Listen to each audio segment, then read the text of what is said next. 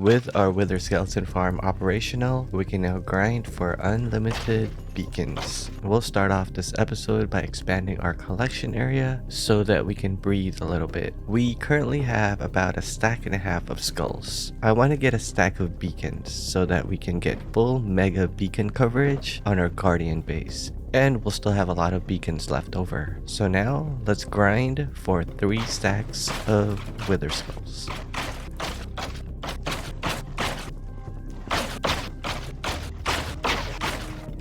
After a few hours, we now have 3 stacks of Wither Skulls.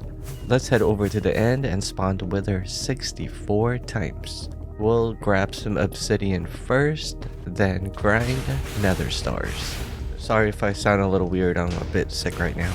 But this part is pretty much the same thing over and over, so about 45 minutes later, we now have 64 nether stars. And now, let's go ahead and craft the 64 beacons. Wow, that feels crazy. This is the first time I've had a stack of beacons in a survival world.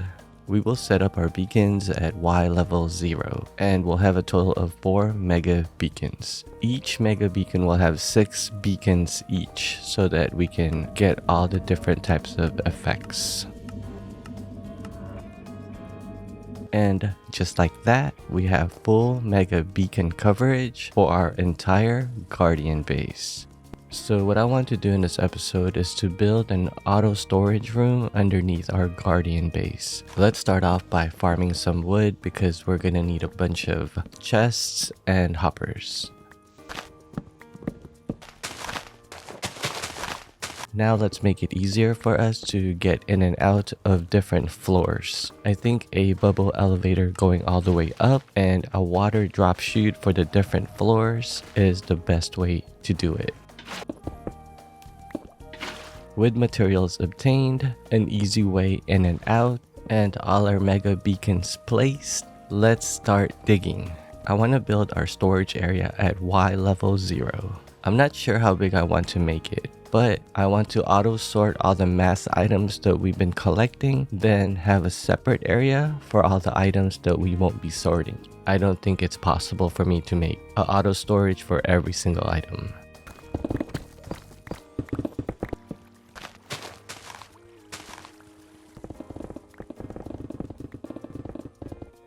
After several hours of digging through various stones and deep slate, we now have an area of 70 by 50 by 12 dug out. I think this is a good size for now. We can always expand it later if we need more space. First thing I want to build is the loading area. First, let's set up the dispenser to be able to shoot out the items that we'll be sorting. Nice, that works. Now we will build a simple soul sand bubble elevator. Okay, let's see if this works. I want to be able to place shulker boxes on top of these hoppers, then have the items go through the system, then pick up the shulker boxes when they're empty. Okay, this is the best I can come up with. Let's try it out. Nice, looks like that is working.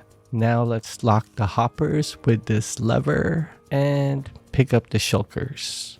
Okay, kind of messy, but it works for now.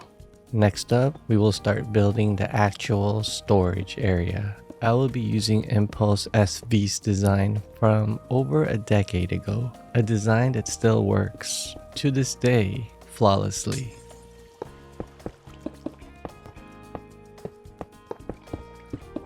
Let's test this out. 48 redstone in.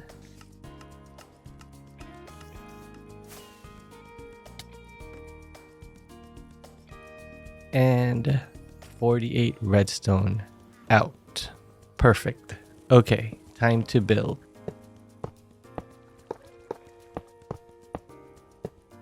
So, our storage area will have enough stalls to auto sort 80 mass items. Each stall has space for 6 double chests, which equals to about 20,000 items per stall, and about 1.7 million items in total. If we ever get a shulker farm going, that number will skyrocket. to almost 45 million items auto sorted. Would definitely be nice to have a shulker farm sometime in the future. And after a few hours, we now have the bare bones part of our auto storage room completed. I hope you guys enjoyed this different type of editing with more voiceovers. I was sick this past week, so I wasn't really talking when I was playing, but let's see how this goes. In any case, I hope you guys enjoyed this episode, and I'll see you guys on the next one. Bye bye.